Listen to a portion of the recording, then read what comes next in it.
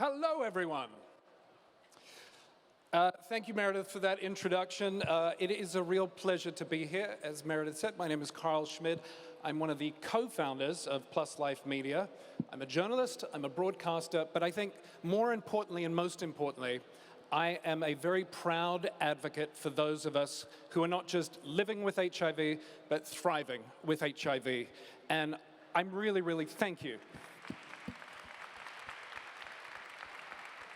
And I'm really thrilled that we're having this conversation today. We are here to talk about how HIV prevention is and has been evolving, and how that evolution really is grounded in autonomy, in choice, and in people's lives. This is a lot more than just medicine. This is about dignity.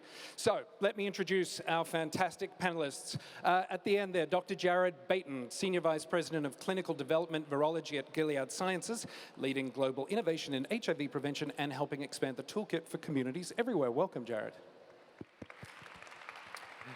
Next to Jared is Ashley Cobb, founder of Sex with Ashley, a sexual health expert and writer whose work is unapologetically centers around Black women and pleasure in the conversation around sexual health. Welcome. And next to me, Milan, a writer, advocate, and longtime champion of LGBTQ+ rights, a powerful voice for health equity, self-determination, and human connection. Thanks all for being here. Let's dive right in. Jared, we have seen real momentum in HIV prevention, especially with long-acting preventative drugs. Can you tell us what makes this such a breakthrough moment in preventative care? Thank you, and such a pleasure to be here with these panelists. It's quite an honor to be sitting on this same stage with the three of you. We are at this tremendous moment. The history of HIV has been science and community advocating and innovating together to get to where we are today. We are almost 5 decades into this epidemic. We have medicines that give people full and healthy lives. We have medicines for HIV prevention, PrEP, that by having that medicine you can block infection. And yet, in this country, every week, there are 700 new infections that occur, 1 million plus around the world each year, and we could do so much better.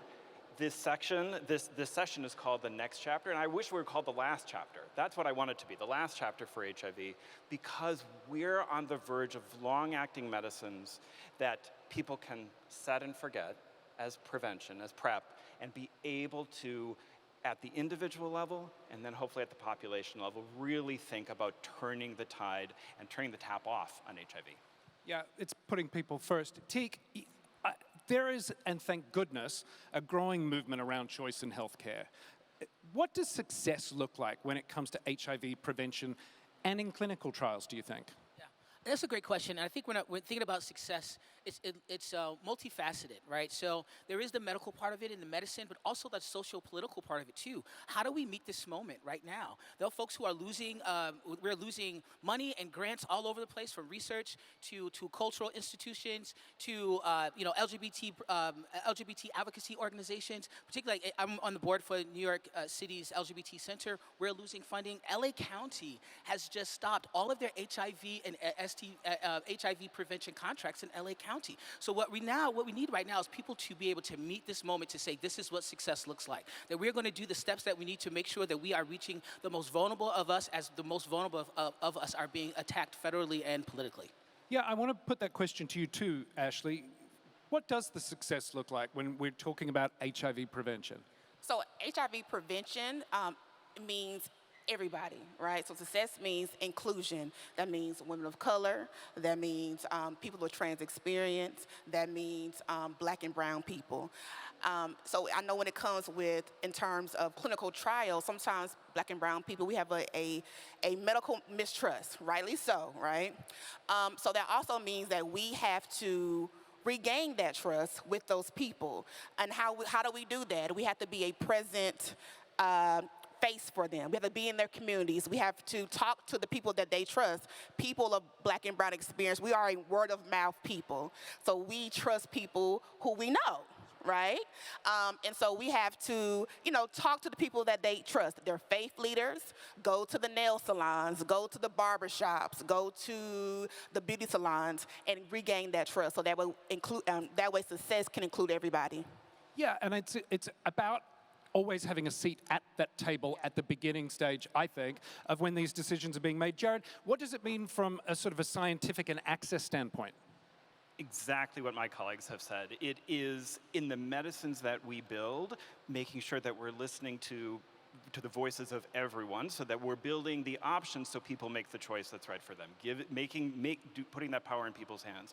Doing the studies with community at the table from time zero, before you've started anything, and then all the way through to results, to make sure that the results of speaking, and make sure that your trials are representative of the totality of the people who would need HIV prevention medicine.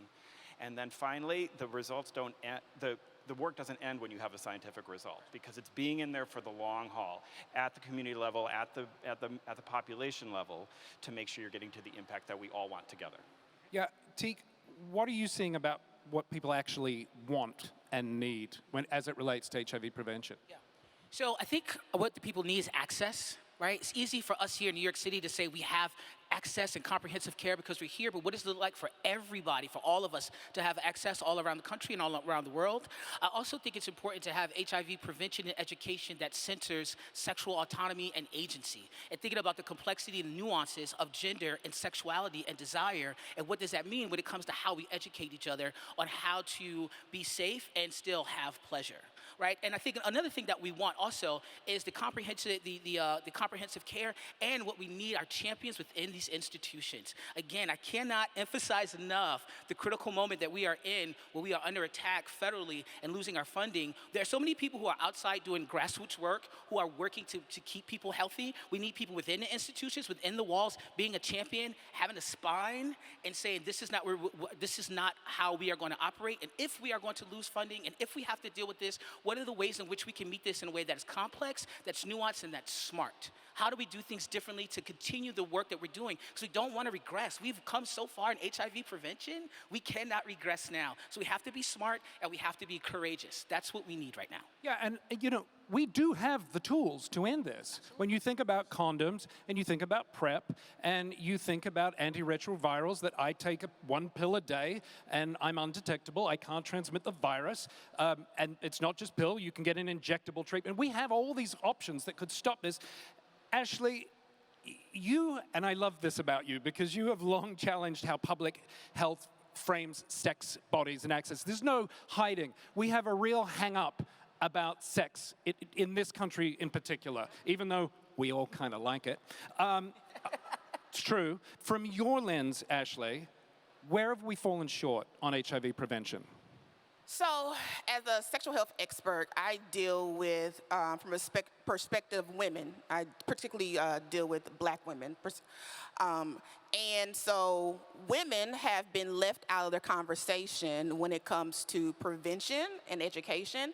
So, I'm also someone who's on PrEP. I'm a PrEP user.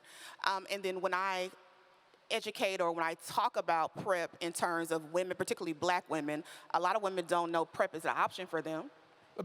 So many people think PrEP is just for gay dudes. Yes, and that's a huge misconception. Yeah, it's for anybody that has sex, and that's negative. So we have to do a better job of educating women about their options and and the tools they have in the toolbox. What was the other question? Well, how have we fallen short? From what I'm hearing, it's on the education and being able to talk about this properly. And I think what we do is too, we only focus, or we only center women in March. So March is Women's Health Month. It is also HIV Awareness Month, Girls and Women's HIV Awareness Month. And so we only focus on women 1 month out of the year, when we should be focusing them on 12 months, particularly considering that Black women are now one of the highest groups of HIV new infections. So we can't just focus on them on March. It has to be a year-round education and prevention.